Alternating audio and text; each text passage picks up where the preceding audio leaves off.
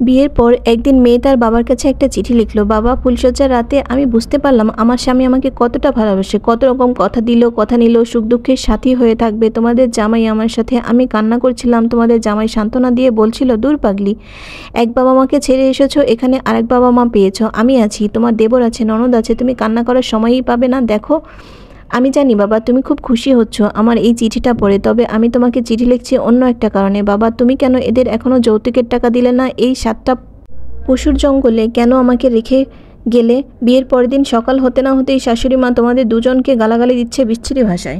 আমি তোমাদের জামাইয়ের কাছে জিজ্ঞেস করলে সে বলল, আমি কি এখন মায়ের সাথে ঝগড়া করব তোমার জন্য? ও হ্যাঁ, তার পরের দিন প্রথমবারের মতো শাশুড়ি মা আমার মুখে চড় মারলো। বাবা, তুমি কি কখনো আমার গায়ে হাত দিয়েছো? মা হাত দিয়েছে, আমি কান্না করছি। তোমার জামাইকে আমি সব বললাম। সে সন্ধ্যা নাগাদ ফিরল ঘরে। সে আমাকে বিশ্রী ভাষায় গালি দিয়ে বলল, এখন কি তুই আমার মাকে মারতে বলছিস? যৌতুকের টাকা দিয়ে দিলেই তো সব ঝামেলা শেষ হয়ে যায়। তোর বাবা মাকে বল টাকাগুলো তাড়াতাড়ি দিয়ে দিতে। বাবা, তুমি কিছু একটা করো। মেয়ের বাবা মা চিঠি হাতে বসে বসে কাঁদছে। একমাত্র মেয়ে, তার যৌতুক কোথা থেকে দেবে? কিছুই নেই তার। মেয়ের রূপবতী দেখে তার ছেলের জন্য পছন্দ করে নিয়ে গেল, আর এখন মেয়েটাকে মারধর করছে। 1 মাস পর আরও একটা চিঠি এলো।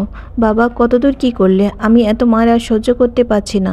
শ্বশুর নোংরা নোংরা কথা বলে, শাশুড়ি যখন তখন গায়ে হাত দিচ্ছে, দুবেলাই মার খাচ্ছি, ভালো ভালো খাবার দিনভর রান্না করছি, কিন্তু কিছুই এরা খেতে দিচ্ছে না। বাবা, তুমি যখন যৌতুকের টাকা নিয়ে আসবে তখন তুমি বড় দেখে একটা ইলিশ মাছ নিয়ে আসবে এবং মাংসও নিয়ে আসবে।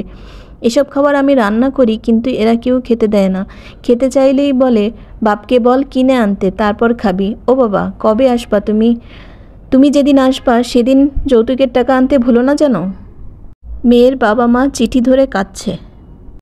2 দিন পর আরও একটা চিঠি এলো।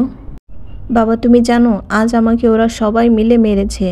2 দিন উঠানে পড়েছিলাম, কেউ ডাকেনি। তোমাদের জামাই বেল্ট দিয়ে মেরেছে, ঘুষি মেরেছে, নাকে রক্ত জমে গেছে, নিঃশ্বাস নিতে খুব কষ্ট হচ্ছে বাবা।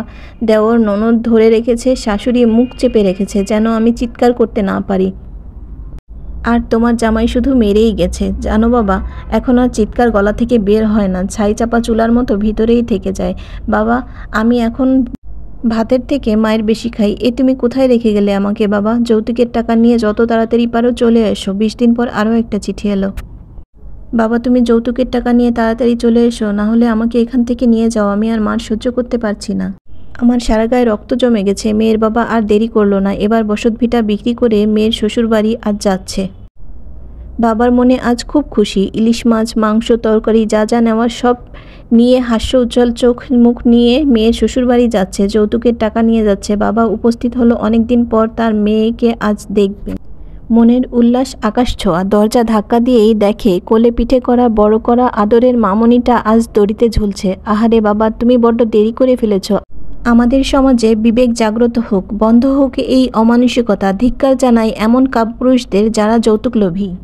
যৌতুকের লোভে একটা মেয়ের জীবন তিলে তিলে শেষ করে দিল, একটা পরিবার ধ্বংস করে দিল। যৌতুক নিয়ে আপনাদের 2 লাইন মতামত অবশ্যই কমেন্টে রেখে যাবেন।